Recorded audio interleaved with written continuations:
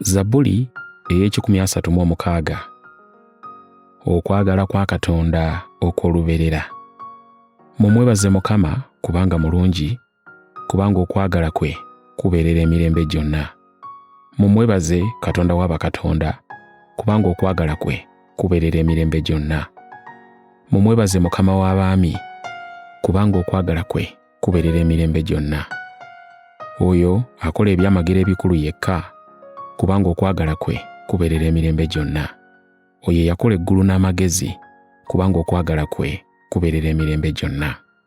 Oyo eyayaliira ensi waggulu ku mazzi, kubanga okwagala kwe kubeerera emirembe gyonna.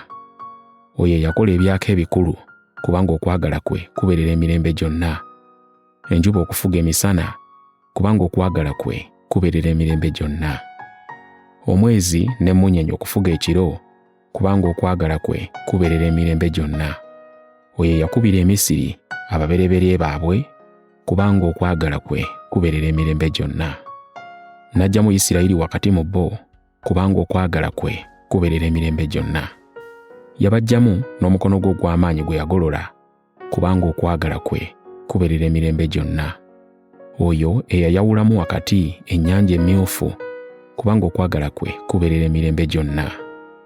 N'ayisa Isirayiri wakati mu yo, kubanga okwagala kwe kubeerera emirembe gyonna. Naye n'asaanyawo Falaawo n'eggye lye mu nnyanja emmyufu, kubanga okwagala kwe kubeerera emirembe gyonna. Oyo yakulembera abantu be mu ddungu, kubanga okwagala kwe kubeerera emirembe gyonna. Oyo yakuba bakabaka ab'amaanyi, kubanga okwagala kwe kubeerera emirembe gyonna. N'atta bakabaka abaatiikirivu, kubanga okwagala kwe kubeerera emirembe gyonna. Sikoni kabaka w'Abamoli, kubanga okwagala kwe kubeerera emirembe gyonna. Ne Ogi kabaka w'e Basani, kubanga okwagala kwe kubeerera emirembe gyonna. N'agaba ensi yaabwe okuba obusika, kubanga okwagala kwe kubeerera emirembe gyonna. Okuba obusika eri Isirayiri omuddu we, kubanga okwagala kwe kubeerera emirembe gyonna. Eyatujjukira bwe twajeera, kubanga okwagala kwe kubeerera emirembe gyonna. N'atuwonya eri abalabe baffe, kubanga okwagala kwe kubeerera emirembe gyonna. Awa ebyokulya ebirina emibiri byonna, kubanga okwagala kwe kubeerera emirembe gyonna. Mumwebaze Katonda ow'omu ggulu, kubanga okwagala kwe kubeerera emirembe gyonna.